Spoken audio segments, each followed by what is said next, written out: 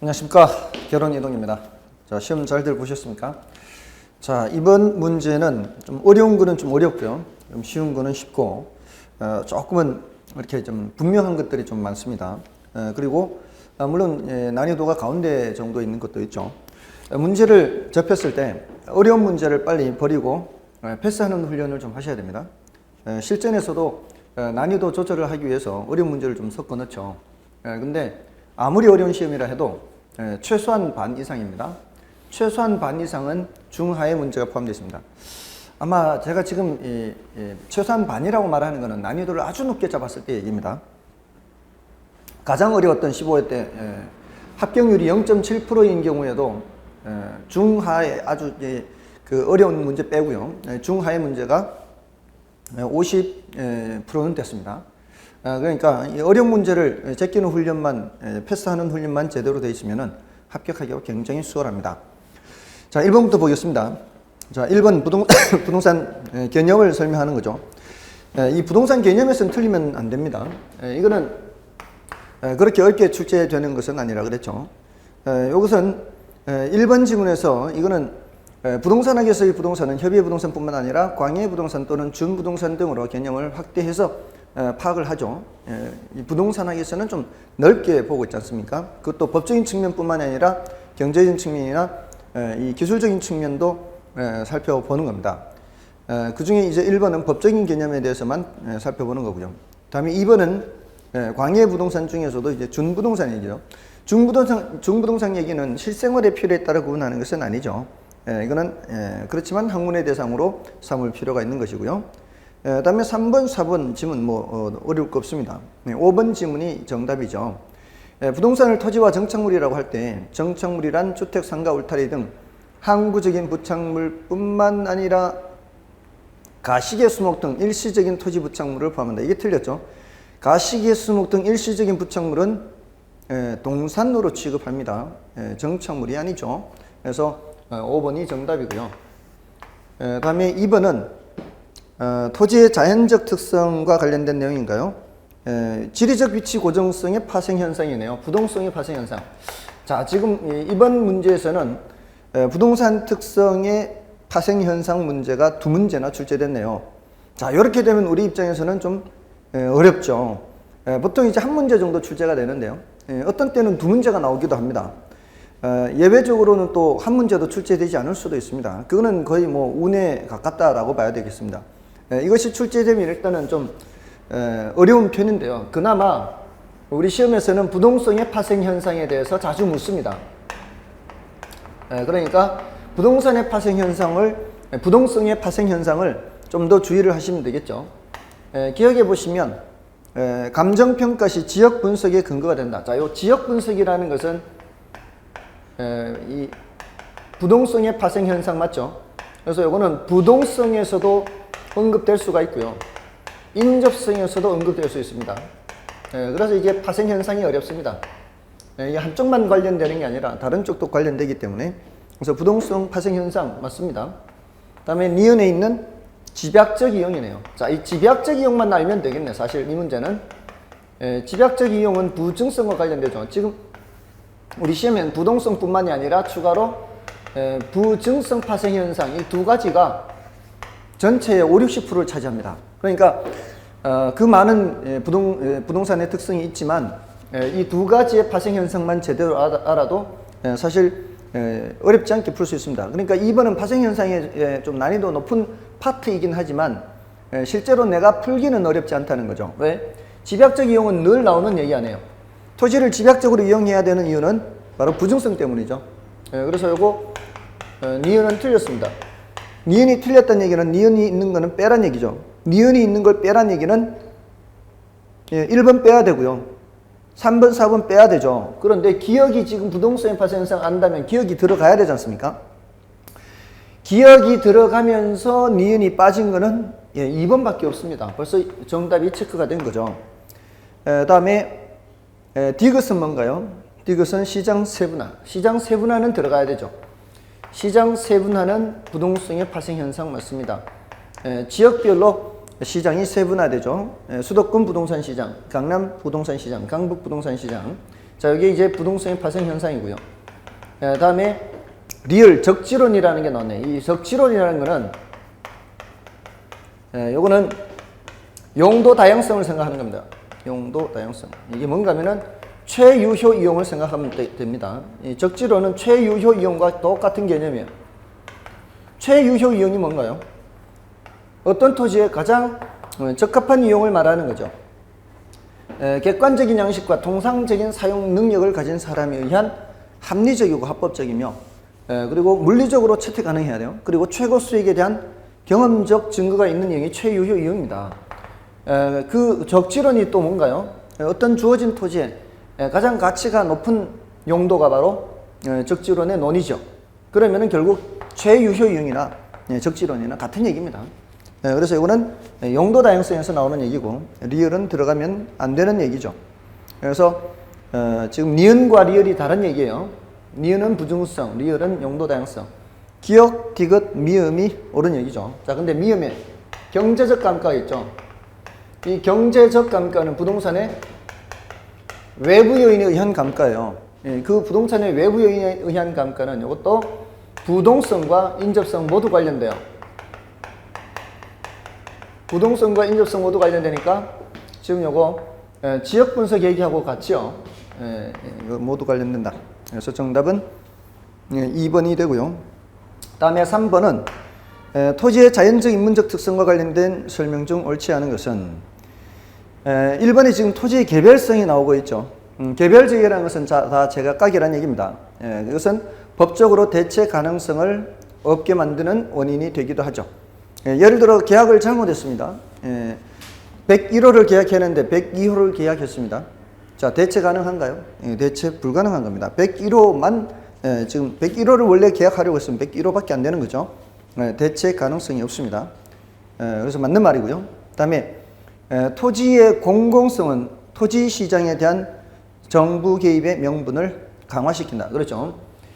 지금 1번도 옳은 말이고요. 2번도 이제 옳은 말인데 부동산의 공공성. 자, 이 공공성이라고 하는 것은 사유재산제가 허용되는 자본주의 사회에서는 이게 최소화되어야 되겠죠. 최소화되어야 되지만 이게 특히 부증성 때문에 토지는 그 수량을 늘릴 수가 없죠. 그렇지만 인구는 증가하고요. 산업용지는 많이 필요하고요. 주택용지도 필요하고요. 자, 이러니까 한정된 토지를 가능한 한 효율적이고 공평하게 이용하기 위해서는 공공성을 강조할 수밖에 없습니다. 그러니까 정부가 개입해야 되겠죠. 이거는 부증성의 파생 현상이라고 볼 수 있습니다. 옳은 표현이고요. 다음 3번. 토지는 비생산성. 자, 이것도 부증성이죠. 그래서 그 물리적 양을 증가시킬 수 없으나 개별 용도의 관점에서는 공급을 증가시킬 수 있다. 그럼 뭔 뜻인가요? 개별 용도 측면에서는 공급을 증가시킬 수 있다. 이게 가능하다. 이게 무슨 소린가요? 이거는 용도 다양성과 관련해요. 용도 다양성. 용도 전환을 하겠다는 얘기입니다. 물리적으로는 그 양을 증가시킬 수 없지만 용도적으로는 그 양을 증가시킬 수 있다. 이런 얘기고요. 다음에 4번에 토지는 이용의 비가역성. 자, 이용의 비가역성이라는 것은 한번 어떤 용도로 이용을 하게 되면은 다시 원상태로 되돌아가기가 곤란한 것을 말하죠. 그래서 토지 이용과 관련된 의사결정은 장기적인 관점에서의 배려가 필요하다. 그렇다고 볼 수가 있고요. 근데 지금까지 좀 어려웠는데 근데 5번이 너무 쉽죠. 5번이 부동산 시장을 국지화시킨다. 이 국지화라는 말은 부동성의 파생 현상이죠. 근데 영속성에서 국제화가 나왔습니다. 이건 말도 안 되는 거죠. 영속성에서 국제화. 이거는 이제 점수 주려고 한 겁니다. 이건 말도 안 되는 거예요, 이게. 짝이 될 수가 없어요. 정답 5번이고요. 다음에 4번은 부동산 시장에서 부동산 수요량 변화. 이거 너무 쉽죠, 이거. 이런 거 틀리면 안 되는 거죠. 수요량 변화, 수요 변화. 수요량 변화는 뭐고요? 그 재화의 가격 변화. 수요 변화는 그 재화의 가격 외의 변화. 지금 어떤 시장에서 보고 있습니까? 부동산 시장에서 보고 있어요. 부동산 시장에서 부동산 수요량 변화는 뭐밖에 없는 거예요? 오로지 하나. 부동산 가격밖에 없습니다. 부동산 가격 몇 번? 4번밖에 없죠. 나머지는 1번은 소득 증가는 수요 증가, 수요 변화 요인이고요. 그다음에 2번은 자, 부동산 시장에서 이자율은 뭘까요? 요거 조심해야 되죠. 부동산 시장에서 이자율은 요거는 수요 변화 요인도 되고 공급 변화 요인도 됩니다. 부동산 시장에서 이자율은 수요 변화 요인도 되고 공급 변화 요인도 됩니다. 네, 그다음에 부동산 가격 상승에 대한 예상. 자, 이 가격 상승 예상이죠. 가격 상승 예상도 수요 변화 요인도 되고 공급 변화 요인도 됩니다. 수요자들도 가격 상승 예상을 할 수 있고요. 공급자들도 가격 상승 예상을 할 수 있죠. 자, 그러면 이쪽이 모두 다 됩니다. 예를 들자면은 요거 이자율이 올라간다 해보세요. 이자율이 올라가면은 수요가 감소하고요. 공급도 감소합니다. 건설업체 공급 감소, 수요자들 공급 감소. 근데 가격 상승 예상하면은 가격이 올라갈 거라고 예상하면은 수요자들은 수요를 증가시키는데 공급자들은 공급을 감소시킵니다. 그다음에 4번은 됐고요. 5번 지문은 건축 자재 가격 상승이에요. 이거는 건축 자재 가격 상승은 이거는 공급 감소죠. 이거는 공급 변화 요인입니다. 그래서 1번은 수요 변화 요인, 2번, 3번은 수요 공급 모두 변화 요인, 4번은 수요량 변화, 5번은 이거는 공급 변화 요인입니다. 자, 됐고요. 다음에 5번입니다. 5번은 다음 중 수요 변화와 수요 곡선의 이동에 관한 설명으로 틀린 것은 1번 정상제라고 되어 있는 정상제. 정상제는 변화 방향이 같은 거죠. 정상제는 소득이 증가하면 어떻게 해요? 수요 곡선이. 소득이 증가하면 수요 곡선이 우측 이동 또는 우상향 이동. 맞죠? 그 다음에 이번에 열등제는 다른 조건 일정을 소득이 증가하면 수요 곡선이 이렇게 가죠. 이게 열등제는 반대로 움직이죠. 그 다음에 3번 대체 관계 있는 재화 가격. 자, 대체제의 경우죠. 대체 관계 있는 한 재화 가격이 상승하면 했어요. 상승. 대체제 가격이 올라가면은 대상재와 수요는 같은 방향으로 수요 증가죠. 그래서 다른 재화 수요 곡선은 우상향 이동. 맞죠? 다음에 다른 조건이 일정하고 장래 가격이 상승할 것이 예상되는 경우. 자, 이거 앞에서 나온 거하고 같은 거죠. 이거는 구체적으로 묻지는 않았거든요. 4번에 3번 지문에서는. 근데 지금 5번 지문에서는 5번에 3번 지문에서는 4번 지문인가요? 여기는 구체적으로 묻고 있죠. 여기 지금 1번 지문, 2번 지문, 3번 지문, 여기 4번 지문입니다. 자, 수요 곡선은 좌향, 상승할 것으로 예상되면 수요가 증가하죠. 수요가 증가합니다. 그래서 좌하향으로 이동하나, 공급 곡선은 우하향으로 이동한다. 둘 다 틀렸죠. 상승할 것으로 예상되면 수요 곡선은 이건 뭐예요? 우상향 이동이고요. 공급 곡선은 이거는 공급이 감소하니까 좌상향 이동입니다. 우상향, 좌상향 이렇게. 그래서 4번은 X입니다. 수요 곡선은 이렇게 되지만 공급 곡선은 이렇게 된다. 4번이 틀린 질문. 그 다음에 5번은 보완 관계 있는 재화 가격이 상승하면 보완제가 나와요. 보완제. 보완제의 경우에는 자, 보완제 가격이 올라가면은 대상재 수요는 감소죠. 그래서 다른 재화 수요 곡선은 좌향 이동된다. 이렇게 맞습니다. 보완제 가격 상승. 자, 그래서 우리가 암기해 놓고 있어야 된다 그랬죠. 대체재 가격이 상승할 때는 대상 재화 수요 증가다 또는 당해 재화 수요 증가다 같은 방향으로 꼭 기억하고 있어라. 여기가 보완제일 때는 어떻게 대체재가 아니고 보완제일 때는 가격 변화 방향과 반대로 움직인다. 자, 이렇게 정리를 해 두셔야 됩니다. 다음에 6번이죠. 다음은 수요와 공급에 대한 설명이다. 그런 것은 1번 수요의 가격 탄력성이 비탄력적인 경우 했네요. 자, 비탄력적인 경우면 자, 어떤 경우인가요? 자, 수요 곡선을 이렇게 그었을 때 한 가운데가 탄력도가 1인 경우라고 그랬어요. 여기가 탄력적인 구간이고요. 여기가 비탄력 구간입니다. 자, 여기서 가격 인상 정책을 쓰면서 가격이 위로 올라갑니다. 그러면은 이 넓이가 판매 수입이라고 그랬죠. 가격을 올리면은 이 넓이가 더 넓어집니다. 넓이가 더 넓어진다는 얘기는 총 수입이 증가한다는 거죠. 그래서 이때는 가격을 올려서 넓이가 늘어나는 거고요. 탄력 구간에서는 가격을 낮춰야 되죠. 가격을 낮추어야 이렇게 넓이가 늘어납니다. 총 수입이 증가합니다. 그래서 1번은 옳은 표현이고요. 1번이 맞습니다. 2번은 균형 상태에서 가격이 상승한 것은, 자, 균형 상태에서 가격이 상승했다는 건 둘 중에 하나죠. 하나는 수요가 증가했거나 또 하나는 공급이 감소한 경우죠. 자, 그래서 가격이 이렇게 올라가거나 또는 이렇게 올라가는 거죠. 근데 틀렸죠. 지금 수요가 감소하거나 공급이 증가했다고 추측할 수 있다. 이거는 균형 가격이 하락한 경우를 얘기하는 거고요. 다음에 3번도 마찬가지예요. 균형 상태에서 가격이 하락하는 것은 수요가 감소하거나 공급이 증가해야 됩니다. 그런데 여기는 거꾸로 수요가 증가했거나 공급이 감소했다 추측한다. 그러니까 거꾸로 설명하고 있는 거예요. 2번과 3번이. 다음에 4번은 공급이 가격에 대해 완전 비탄력이에요.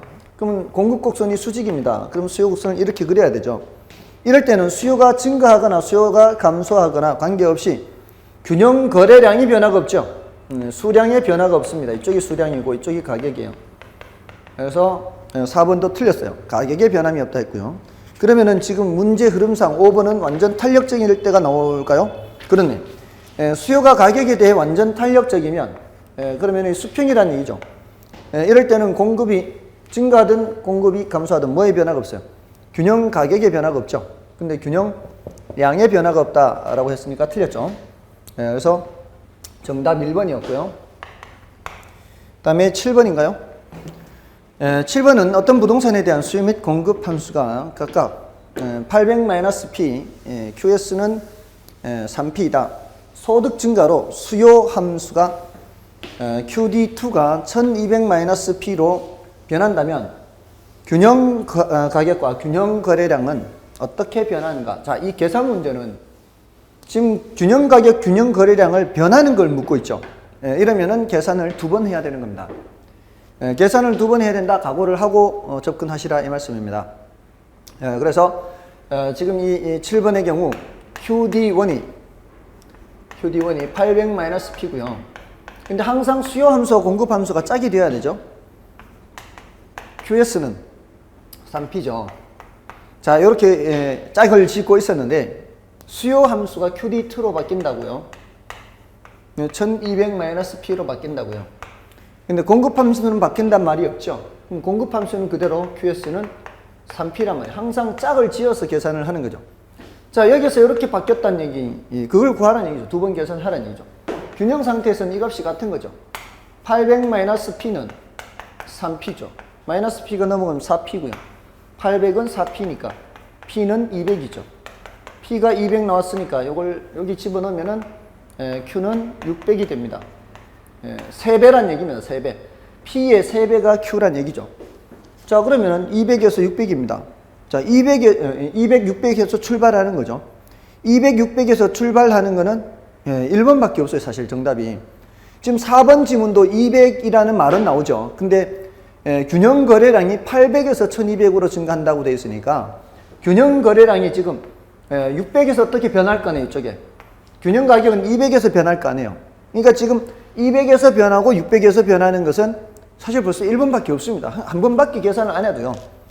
이미 이것은 계산이 끝난 겁니다. 그렇지 않아요. 2번, 3번, 5번은 출발이 200이 아니니까 1번, 4번이 정답이 될 수 있는 거고, 근데 균형 거래량이 1번은 600에서 출발하고 2번은 800에서 4번은 800에서 출발하는데 이게 안 맞지 않습니까? 그래서 정답은 벌써 나온 거예요. 이렇게 하면 끝나는 겁니다. 다만 지금 이게 계산을 굳이 하자면 이거는 1200-P가 3P 이렇게 되니까 여기 넘어가면은 이번에는 1200과 4P가 같죠. 그러니까 P는 300이고요. P 300을 넣으면은 뭐 여기 넣어도 되고 여기 넣으면 되죠. 900. Q는 900 때문에 3배가 되니까. 그래서 정답 1번이고요. 다음에 8번은 부동산 및 부동산 시장의 특성에 관한 설명으로 틀린 것은 다만 다른 조건은 동일함. 부동산의 개별성으로 인해 표준화가 곤란하므로 일반 재화보다 대체 가능성이 낮다. 이건 앞에서도 언급됐죠. 이건 부동산 특성의 파생 현장에서도 나왔습니다. 옳은 편이고요. 다음에 2번 부동산의 여러 특성에도 불구하고 부동산 시장은 부동산 자원 배분 기능을 수행한다. 그렇죠. 이게 완벽하게 효율적이지는 못해도 부동산 시장은 자원 배분 기능이 있습니다. 그다음에 부동산 시장에서 수요 공급에 의해 장기적으로 가격이 왜곡되고 단기적으로 가격이 가치와 일치한다. 예, 이거 단골 손님 이거 자주 나오는 거죠. 이런 거 틀리면 안 됩니다. 이게 단기적으로 왜곡이죠. 단기적으로 왜곡. 그리고 장기적으로 일치한다. 이렇게 표현을 해야 되겠죠. 이거 상당히 많이 나온 표현입니다. 3번 틀렸고요. 그다음에 4번의 경우 이게 이제 부동산 가격 상승 시 부동산 공급이 비탄력적입니다. 그렇죠? 부동산 공급은 상당히 비탄력적입니다. 왜 그러겠습니까? 비탄력이라는 얘기는 수량 변화의 크기가 적다는 얘기죠. 그것은 부동산의 경우는 생산에 소요되는 기간이 상당히 깁니다. 바로 내놓을 수 없다는 거죠. 그래서 이것은 부동산의 부증성 또는 생산기간의 장기성이 큰 영향을 미치고요. 다음에 5번의 부동산 시장에서 경제 주체의 지대 지불 능력에 따라 토지 이용의 유형이 결정된다. 그렇죠? 지대 지불 능력이 어떤 업종이 더 높으냐에 따라서 그 토지의 용도가 결정됩니다. 어떤 지역이 학원가가 된다는 건 뭘 뜻하는 거예요? 그 학원으로 이용하는 경우 그 지대 지불 능력이 가장 높다는 얘기입니다. 어떤 지역이 유흥가가 된다는 건 뭐예요? 유흥업소로 이용하는 것이 수익이 가장 높아서 지대 지불 능력이 가장 높다는 얘기예요. 물론 그 과정에서 지역지구제도 관련은 되죠. 지역지구제도 관련은 되지만 그렇게 그 구체적인 용도를 결정하는 것은 또 지대 지불 능력에 따라서도 달라지는 겁니다. 9번은요. 정답 3번이었고요. 9번은 경기 변동에 대한 거네요. 경기 변동에 대한 것인데 자, 옳지 않은 것을 묻는데요. 지금 1번은 어떤 의미인가 하면은 경기 변동이란 경제의 총체적인 활동을 말하는 거예요. 그러니까 어떤 총체적인 활동이라는 건 평균적인 것이라는 얘기입니다. 그러니까 경기가 좋다고 그러면 모든 분야가 다 좋은 게 아니에요. 평균적으로 좋지 어떤 부분은 안 좋을 수도 있다는 얘기입니다. 그렇기 때문에 어떤 부분이 호황을 보일 때 다른 부분이 불황을 보일 수도 있는 겁니다. 옳은 표현입니다. 다음에 2번은 부동산 경기 순환 국면을 나올 때 안정시장은 부동산 시장에서 특히 고려되는 시장으로 모든 종류 부동산이 이러한 안정시장의 국면을 갖는다. 자, 모든 종류가 틀렸죠. 안정시장의 국면을 갖는 것은 이거는 소규모 주택이나 도심지 점포 같은 그런 불황에 강한 부동산이 그런 모습을 보인다 그러죠. 불황에 강한 부동산. 모든 부동산이 이런 성격을 갖는 것은 아니다. 그래서 2번이 틀렸고요. 다음에 3번 보통 이제 우리가 부동산 경기라고 할 때는 건축 경기를 말하고요. 그 중에서도 주거용 부동산 건축 경기를 말하는 겁니다. 그래서 3번 옳은 표현이고요. 다음에 4번 주의를 해야 되죠. 보통 우리가 경기가 좋다라고 하지 않습니까? 경기가 좋다라고 할 때는 실물 생산 증가가 반드시 동반돼야 됩니다. 경기가 좋다라고 하려면은 작년보다 더 많은 양이 생산이 되고요. 생산된 걸 사람들이 소비할 수가 있어야 돼요. 그래야만 경기가 좋은 거 아닙니까? 그냥 느낌만 좋아서는 아니죠. 더 많은 양을 소비할 수 있어야 돼요. 그러려면 더 많은 양이 생산이 돼야 됩니다. 그래서 이 실물 생산이 반드시 증가해야 돼요. 경기가 좋다라고 할 때. 다음에 5번은 이제 경기에 여러 가지 유형들이 있죠. 순환 변동뿐만이 아니라 추세 변동, 이거 알고 계셔야 됩니다. 순환 변동, 추세 변동, 계절 변동, 장기 변동, 이걸 이제 구별을 할 수는 있어야 됩니다. 이런 여러 가지 유형의 변동이 있다. 또는 추세 변동을 이게 장기 변동이라고도 하니까 이게 무작위 변동도 있죠. 무작위 변동을 이제 불규칙 변동이라고도 합니다. 이걸 알고 계셔야 되고요. 다음에 10번은 합리적 지가 수준을 넘는 지가 상태를 지가고라 한다면 이러한 지가고 폐단이라고 할 수는 있어요. 자, 이것은 뭐 별로 중요도가 높지 않습니다. 이건 뭐 가끔 출제가 되기도 하는 그리고 안 되기도 하는 그런 주제입니다. 10분의 1이라고 볼 수 있습니다. 이런 거는 이런 문제를 풀 때만 좀 신경 쓰면 되겠네요. 이거는 이제 3번 지문이 틀렸는데요. 지가고는 토지 소유자의 자산 가치를 높여준다. 그럴 수는 있겠습니다. 그렇지만 그게 반드시 경기 부양에 효과가 있다. 이렇게 말할 수는 없어요. 지가가 높다고 해서 경기 부양이다? 이거는 바로 연결되지 않습니다. 지가가 높으면은요. 그만큼 정부 입장에서는 공공시설을 제공하기가 어려워집니다. 국민들한테 땅값이 비싼 만큼. 그다음에 이 기업 입장에서는 땅값이 높아지면은 이 제품 제조 원가가 올라갑니다. 그러면은 그만큼 이 비용 부담이 더 커지게 되고요. 또 가게 입장에서도 땅값이 올라가면은 그만큼 주택 구입 비용이라든가 이런 전반적으로 이렇게 물가 상승에 영향을 미치기 때문에 이것이 비용 상승으로 인해서 오히려 경기가 안 좋아질 수가 있습니다. 그래서 반드시 일치한다고 볼 수는 없고요. 나머지는 이제 여러분들이 참고로 봐주십시오. 이건 뭐 제가 일일이 해야 될 만큼 중요도가 높은 문제는 아니고요. 다음에 11번 공공재는 좀 중요하죠. 공공재에 관한 설명 중 틀린 것은 등대는 대표적인 공공재입니다. 이게 경제학에서 공공재를 얘기할 때 등대를 대표적인 예로 듭니다. 그리고 그 공공재로서 그 생산을 시장에 맡길 경우 무임승차 문제가 발생하죠. 이 무임승차 문제는 요금을 내지 않더라도 이용하는 것을 막을 수가 없죠. 그러니까 쉽게 말하면 이제 꼽사리 끼는 거죠. 다른 사람이 생산할 때까지 기다렸다가 다른 사람이 등대 불빛 볼 때 같이 꼽사리 끼는 게 무임승차죠.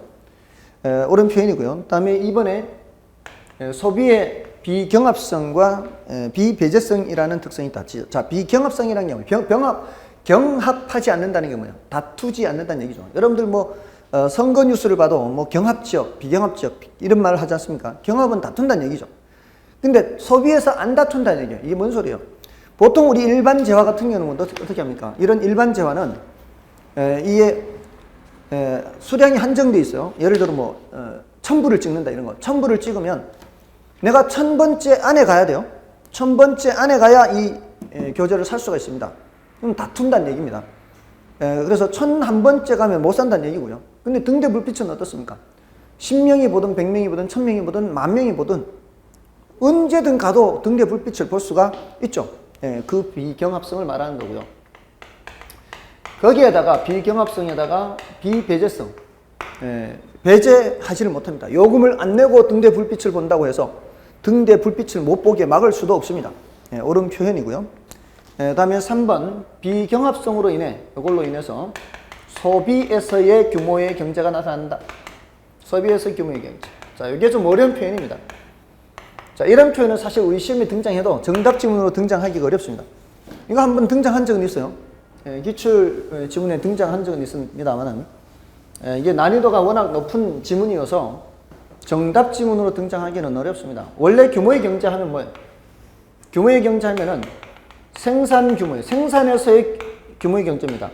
생산 규모가 커지면서 이 평균 비용이 하락하는 현상을 말해요. 100개를 생산할 때보다 1000개를 생산할 때 비용이 더 떨어질 수 있죠. 1000개를 생산할 때보다 10,000개를 생산할 때 더 비용이 떨어질 수 있습니다. 원래는 이렇습니다. 이렇게 되면은요, 어떤 기업이 규모를 확 늘려버립니다. 규모를 확 늘려서 단가를 낮추는 거예요. 그러면은 다른 기업들을 다 죽여버릴 수 있어요. 그게 바로 이제 이 규모의 경제가 나타나면은 자연스럽게 독점이 됩니다. 그래서 이게 시장 실패로 연결이 돼요. 근데 이제 원래는 이 규모의 경제가 이런 의미입니다. 이런 의미예요. 근데 소비에서의 규모의 경제가 뭐예요? 등대를 보는 사람이 10명이면은, 자, 10명의, 예를 들어서 등대 생산 비용이 1억이, 등대 생산해서 운영하는데 1억이 듭니다. 자, 1억이 되면 10명이 등대 불빛을 보면은요, 그때는 1인당 얼마씩 발생하는 거예요? 1인당 1000만원씩 발생합니다. 1인당. 자, 100명이 등대 불빛을 본다고 생각해 보세요. 100명이 등대 불빛을 본다고 해서 이 등대 생산 비용이 더 늘어나나요? 등대 생산 비용은 늘어나지 않습니다. 그대로입니다. 1억을 100명이 보니까 1인당 100만 원의 비용이 발생하는 거하고 똑같고요. 등대 불빛을 보는 사람이 늘어나 보세요. 1000명으로 늘어나 보세요. 등대 불빛을 보는 사람이 늘어난다고 해서 생산 비용이 늘어나지 않습니다. 오히려 1인당 비용으로는 더 점점 줄어들게 되죠. 이게 바로 뭐를 말하는 거예요? 소비에서의 규모의 경제. 소비하는 사람이 점점 늘어날수록 점점 늘어나죠. 평균 단가가 내려가죠. 평균 비용이 내려가죠. 이게 바로 소비에서의 규모의 경제다. 조금 이제 어려운 표현이고요. 다음에 공공재는 외부 효과를 발생시키는 경우가 많다. 이게 이제 예를 들어 뭐 생태공원이라든가 이런 거 있죠. 이런 것들은 외부 효과를 발생시키는 경우가 많죠. 다음에 비배제성으로 인해 공공재 생산을 시장에 맡길 경우 과다하게 생산되는 경향이 있다. 자, 요거 틀리면 안 되죠. 공공재 생산을 시장에 맡기면 이게 충분한 양만큼 생산이 안 되죠. 이게 틀렸습니다. 앞에서 아무리 어렵다 해도요. 지금 5번 지문이 너무 쉬운 거예요. 이런 거 틀리면 안 되는 거예요. 그래서 이런 거를 틀리면은 합격하기 좀 쉽지 않은 거예요. 다음에 12번입니다. 자, 12번은 이게 거의 공법 얘기입니다. 근데 우리 시험에 간혹 이렇게 출제가 됩니다. 이것은 어쩔 수가 없어요. 우리 1차만 준비하는 입장에서는 그렇다고 해서 공법을 할 수가 없고요.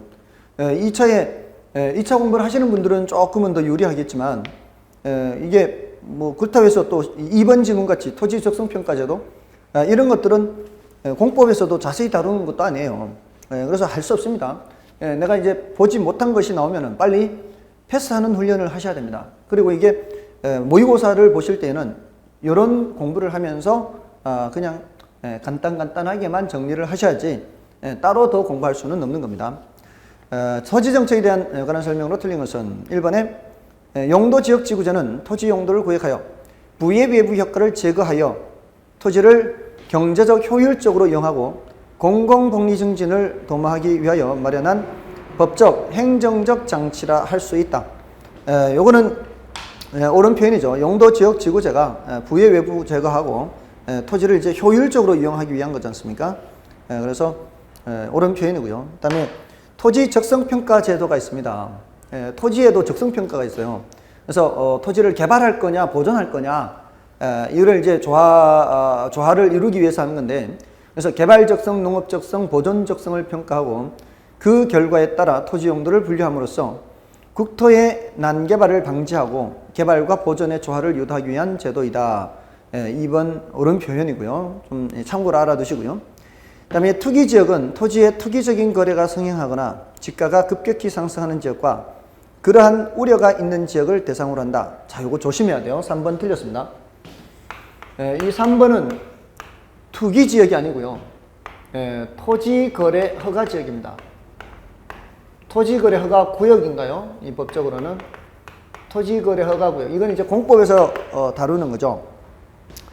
자, 이거는 조심해야 되는 게 이제 3번 지문에 처음에 투기지역 이런 말이 나오잖아요. 투기지역 이렇게 나오니까 이게 투기적인 거래 성행 이런 기니까 이거 투기지역 아닌가 착각할 가능성이 많다 이 말입니다. 근데 이제 투기지역은 부동산 가격 상승률이 물가 상승률보다 높은 지역으로서 대통령령이 정합니다. 그러니까 투기지역은 부동산 가격 상승률이 물가 상승률보다 높아야 돼요. 이런 지역으로서 대통령령이 정하는 거예요. 근데 토지거래 허가구역은 투기적인 거래가 성행하거나 이렇게 나오는 지가가 급격히 상승하는 지역과 그러한 우려가 있는 지역. 자, 이렇게 생각하시면 되고요. 다음에 5번의 지구단위 계획. 이것도 많이 물었습니다. 사실은 공법에서 개론에서 공법 내용을 이거 뜻을 물었었는데요. 도시군 계획 수립 대상 지역의 일부에 대하여 그 토지 이용을 합리화하고 기능을 증진시키며 미관을 개선하고 양원 환경을 확보하며 그 지역을 체계적 계획적으로 관리하기 위하여 수립하는 도시군 관리 계획을 지구단위 계획 이렇게 얘기하죠. 참고로 뜻을 알아두시고요. 다음에 13번입니다. 12번 같은 거는 뭐 알면은 바로 맞출 수 있는 거고요. 모르면 할 수 없는 그런 주제라고 볼 수 있습니다. 다음에 13번 분양가 상한제에 관한 설명 중 옳은 것을 모두 고르면. 자, 이 분양가 상한제 중요하죠. 분양가 상한제나 또는 임대료 규제, 이 최고 가격 규제죠. 이거 굉장히 중요합니다. 특히 이제 임대료 규제가 중요하고요. 분양가 상한제도 상당히 중요합니다. 옳은 것을 모두 고르면 했습니다. 기억에 장기적으로 민간의 신규 주택 공급을 위축시킴으로써 주택 가격을 상승시킬 수 있다. 자, 이거 옳은 표현이죠. 자, 시장 가격보다 어디에 규제를 하는 거예요? 시장 가격보다 낮게 규제를 하는 거죠. 자, 이렇게 낮게 규제하면 공급이 어떻게 됩니까? 공급이 감소합니다. 이게 이제 가장 큰 문제입니다. 물량이 줄어들게 되면은 가격이 어떻게 해요? 물량이 줄어들면은 어디까지 가격이 올라갈 수 있어요? 찾는 사람은 이만큼인데 물량이 줄면은 가격은 여기까지 올라갈 수 있습니다. 이게 이제 부작용이 되는 겁니다. 오히려 가격이 올라가는 거죠. 자, 그래서 이게 바로 주택 가격을 상승시킬 수 있다. 옳은 표현입니다. 기억이 옳은 표현.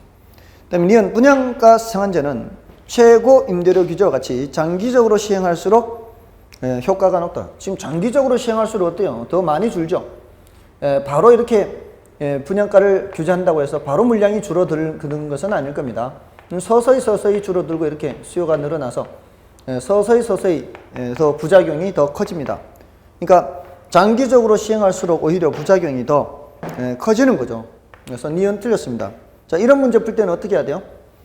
기억은 들어가야 되고요. 니은은 빠져야 됩니다. 기억은 들어가야 되고 니은은 빠져야 되면은 일단 2번은 답이 될 수가 없죠. 니은 들어가 있는 거. 그리고 기억이 들어가야 되죠. 그러면은 니은 들어가 있는 게 벌써 2번, 3번, 5번이 니은이 들어가 있네요. 그럼 정답이 될 수 있는 것은 1번, 4번밖에 없습니다. 근데 1번, 4번이 기억, 디귿이 모두 있고 리을이 있느냐 없느냐 이 차이밖에 없죠. 그럼 디귿은 사실 볼 필요도 없는 겁니다.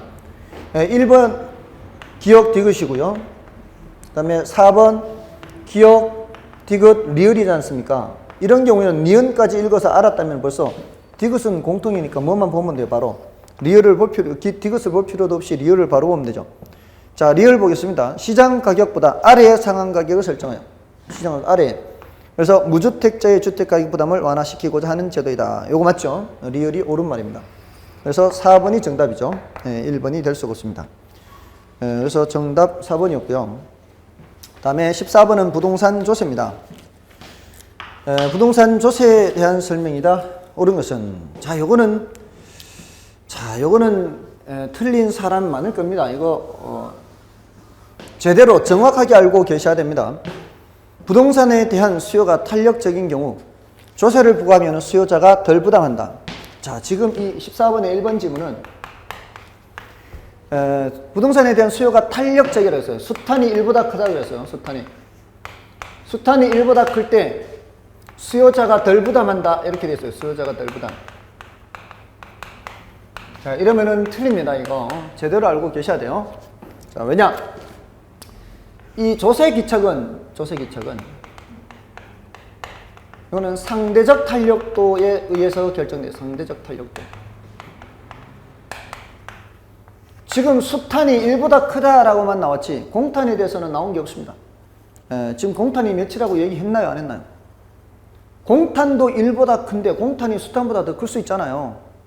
상대적이라는 말은 뭐예요? 같이 나와야 돼요. 같이. 근데 수탄만 나와가지고는 알 수 없습니다. 그래서 1번 틀린 거요. 다음에 2번.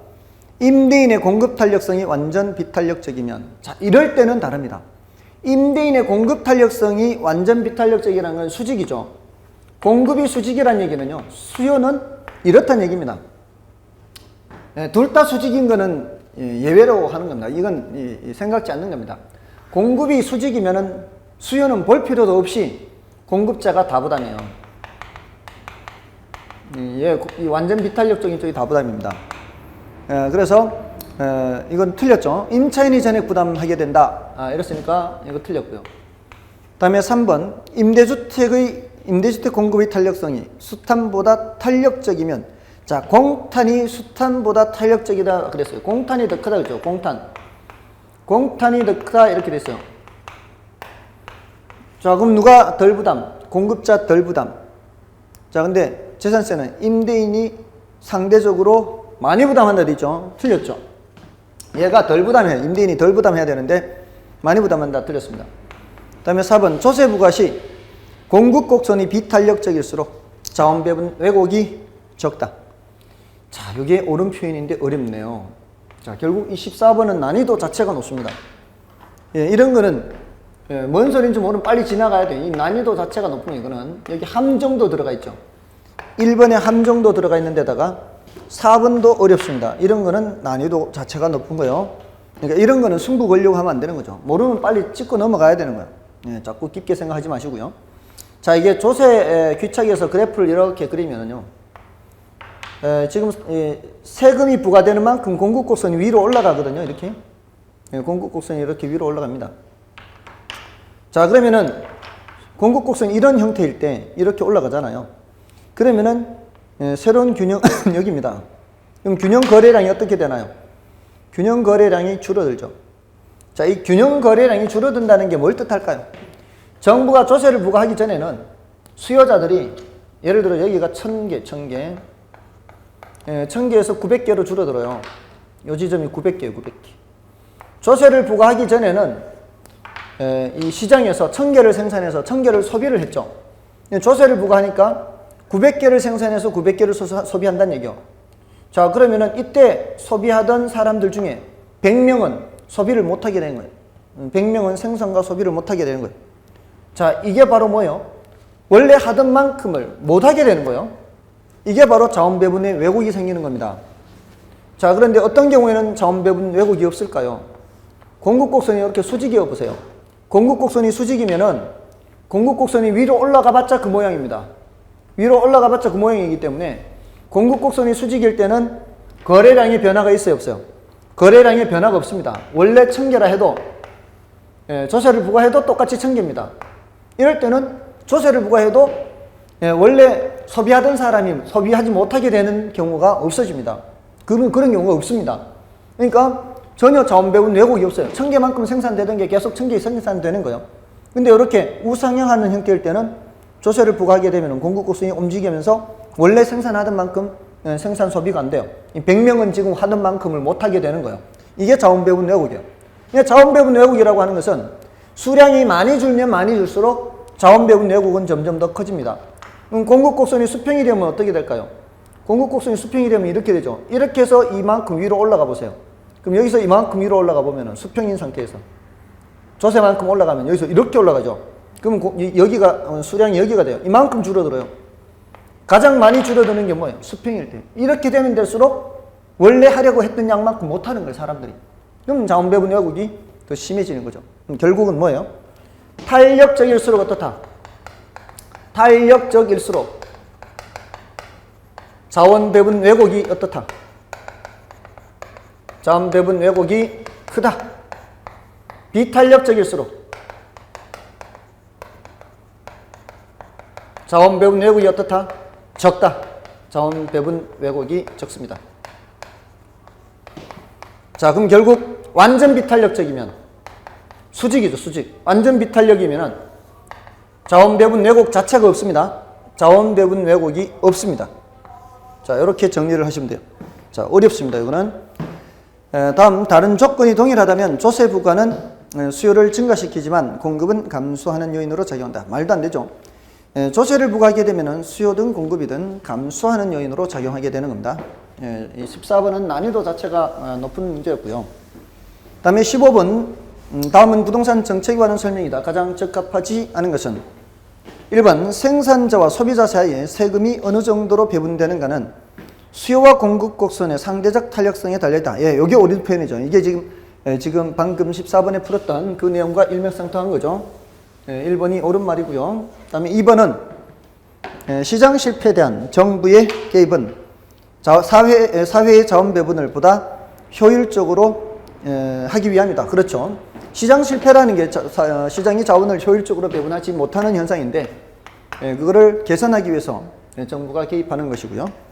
1번, 2번 모두 다 옳은 표현이고요. 그 다음에 3번은 지역지구제 실시는 생산요소 가격이 일정하다면 원래 주택가치 수준에서 그 지역의 주택 공급량을 감소시키는 게 아니라 증가시키죠. 자, 지역지구제를 실시하면은 어떤 지역에 단기적으로 어떻게 돼요? 지역지구제가 시행되지 않던 지역을 시행하니까 그 지역은 살기 좋아지죠. 수요가 증가합니다. 자, 수요가 증가하면서 가격이 올라가죠. 그러면서 기존 공급자가 초과이윤을 얻습니다. 기존 공급자가 초과이윤을 얻으면 돈 된다 이 말이죠. 그러면은 장기적으로 어떻게 합니까? 장기적으로는 공급이 증가하는 거죠. 자, 이 얘기를 하는 겁니다, 지금.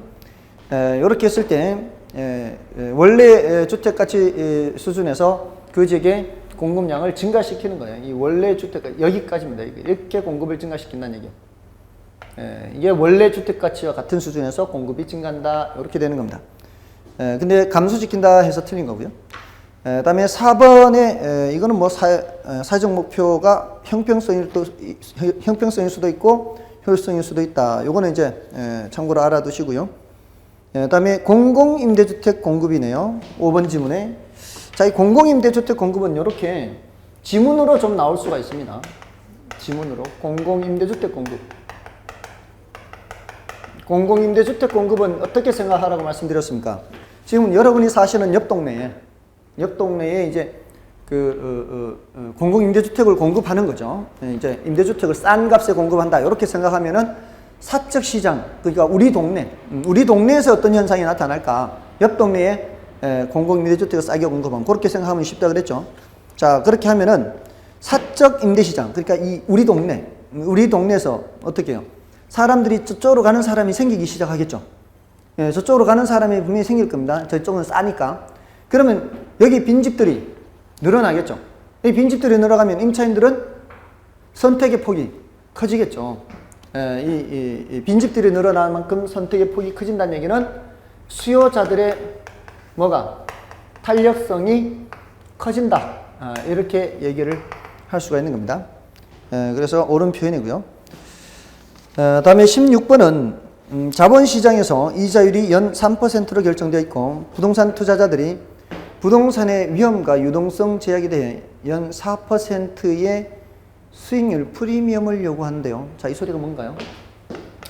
자본시장에서 3%다 이 말은 내가 돈을 부동산 시장에 투자하지 않고 자본시장에 넣어놓으면 1년에 3%는 번다 이 말입니다. 근데 부동산에 대해서 투자할 때 부동산의 위험과 부동산은 유동성이 떨어지죠. 자, 이런 부분 때문에 부동산은 위험은 크고 유동성은 낮습니다. 이런 거에 대해서 프리미엄을 4% 요구한대요. 프리미엄을 4% 요구한다는 것은 부동산 투자하는 사람들은 얼마는 돼야 투자하겠다는 얘기요. 부동산 투자자들은 요구하는 수준이 최소 몇 프로는 돼야 된다? 7%는 돼야 된다 이 말입니다. 그죠? 여기 3%와 4% 돼서 자, 세금을 전혀 고려하지 않을 때 매년 2%씩 가격이 상승하는 부동산의 임대료 연수익률은 최소 얼마가 되어야 투자 가치가 있는가? 지금 이걸 묻고 있는 거예요. 부동산 투자할 때 최소 7%는 돼야 되는데 여러분도 한번 생각해 보세요. 7%인데 이 부동산 투자할 때는 늘 부동산 투자 수익률은 몇 프로는 돼야 돼요? 부동산 투자 수익률은 어떤 것을 생각해야 돼요? 소득 이득률하고 자본 이득률을 늘 생각해야 돼요. 이 두 가지를 항상 생각해야 돼요. 이거는 매년 임대료 수익에서 얻는 거고 이거는 시세 차익입니다. 근데 매년 2%씩 가격이 상승한다고 그랬어요. 그래서 부동산 투자에서 얻을 수 있는 이득이 이 두 가지인데 가격이 2%씩 매년 올라가니까 이 7%를 만족하려면 이 말이에요. 투자자의 요소를 7% 만족하려면 여기서 몇 프로 나와야 돼? 여기서 5% 나와야 되죠. 지금 이거 묻고 있는 겁니다. 이거. 그래서 부동산의 임대료 연수익률이 바로 그 얘기죠. 임대료 연수익률이 바로 소득이득률입니다. 그래서 이게 최소 5%는 돼야 된다. 그래서 정답은 1번이다. 이렇게 푸는 겁니다. 아시겠죠? 일단 요구 수익률은 이렇게 결정되어 있고요. 부동산 투자 수익률은 소득이득률과 자본이득률 두 개 합쳐서 이걸 충족을 해야 된다. 다음에 17번은 투자에 따른 위험을 관리하는 방법은 매우 다양하다. 다음 중 위험 증거에 해당하는 것은 위험 증거에 속하는 것. 자, 요거는 정답이 5번이죠. 이게 물가 상승률만큼 임대료가 인상되도록 임대 계약을 한다. 물가 상승만큼 임대료를 어떻게 한다고요? 임대료를 올린다고요. 그럼 요거는 이 인플레 위험을 임차인한테 떠넘기는 거죠. 이게 바로 위험 증가입니다. 자, 근데 1번은 뭔가요? 1번은 포트폴리오를 구성한다. 1번은 위험을 줄이는 거죠. 포트폴리오를 구성하는 건 위험을 줄이는 거다. 2번은요? 요거는 위험 요소가 변함에 따라 투자 결과치가 어떤 영향받는다? 결과치가 영향받는 건 바로 뭐예요? 민감도 분석 이렇게 되는 거예요. 다음에 3번은 위험한 투자 제외. 이건 말 그대로 위험한 투자 제외하는 거고요. 3번은 말 그대로고요. 다음에 4번은 기대 수익률이 요구 수익률보다 적은 투자 대안을 제외시킨다. 자, 요거는 이제 의사결정 방법의 하나죠. 기대 수익률이 요구 수익률보다 작으면 기각하는 거죠. 예, 그래서 정답은 5번이고요. 다음에 18번은 이게 옳은 것을 묻는데요. 1번의 경우는 부동산 투자 자금을 부동산 주식 예금에 각각 3분의 1씩 분산 투자하는 것이 이론적으로 최적액 포트폴리오 구성이 될 수 없다. 이거는 틀렸죠. 3분의 1씩 투자하더라도 아주 공교롭게 3분의 1씩 투자하더라도 아주 공교롭게 그것이 최적의 포트폴리오가 될 수는 있습니다. 이게 반드시 보장은 못하지만 이론적으로 그럴 수도 있다 이런 말이고요. 다음에 2번은 그래서 1번이 틀린 거고요. 2번은 포트폴리오를 구성하는 자산의 수가 많을수록 불필요한 위험은 통계적으로 제거된다. 그렇죠. 불필요한 위험이 이제 비체계적 위험을 말하는 거고요. 옳은 표현이고요. 다음에 3번은 부동산은 위치가 고정되어 있기 때문에 부동산 포트폴리오를 구성하는 것이 쉽지 않다. 오히려 위치에 따른 분산 투자가 가능합니다. 틀렸고요. 다음에 4번은 포트폴리오를 구성한다고 해요. 비체계적 위험까지 제거되는 것은 아니다. 비체계적 위험은 제거할 수가 있죠. 말이 안 되고요. 다음에 최선의 포트폴리오를 선택한다는 것은 분산 투자를 함으로써 체계적 위험을 제거한다. 체계적 위험을 제거할 수가 없는 거죠. 말이 안 됩니다. 그래서 틀렸고요. 다음에 19번인가요? 요거는 자 여러분들 이거 합계 시간 가치를 따지는 건데 자신의 주택을 담보로 하여 노후 생활자금을 연금 형태로 지급받는 역연금 저당으로 생활자금을 대출받는데요. 만약 10년 후에 예상되는 주택처분 가격을 기준으로 대출받을 수 있는 저당 배부액이 3억 원입니다. 10년 후에 대출받을 수 있는 게 3억이래요. 10년 후에 주택처분 가격을 기준으로 해서 대출받을 수 있는 저당 배부액이 3억, 이때 3억이에요. 이게 10년 후입니다. 근데 지금 대출은 언제부터 생활자금 대출 받아야 돼요? 지금부터 생활자금 대출 받아야 돼요. 이걸 금액을 계산해야 되는 겁니다. 이렇게.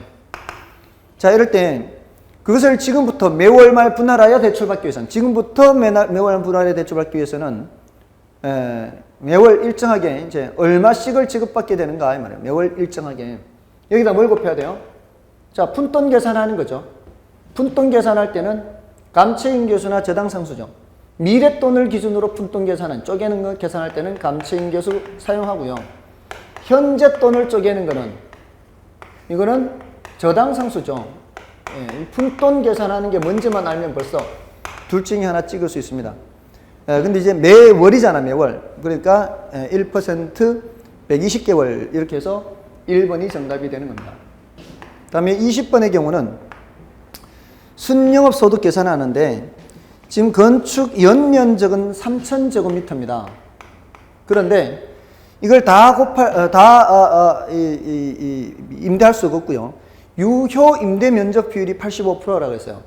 그럼 곱하기 0.85 한 이만큼만 임대할 수 있습니다. 85%만 임대하니까 여기서 이제 15%를 빼야 되는 거죠. 그러면 2,550제곱미터죠.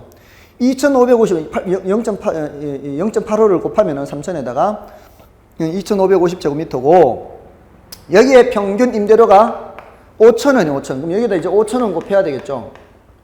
그러면 2,550제곱미터에다가 5,000을 곱하고 이게 뭐라면 여기까지 곱하면 이게 가능 총소득입니다. 자, 그런데 평균 공실률이 10%예요. 평균 공실률이 10%는 10% 빼란 얘기죠. 10% 빼란 얘기는 곱하기 0.9를 하란 얘기요. 그럼 여기까지 하면 뭐예요? 여기까지 하면은 유효가 돼요, 유효.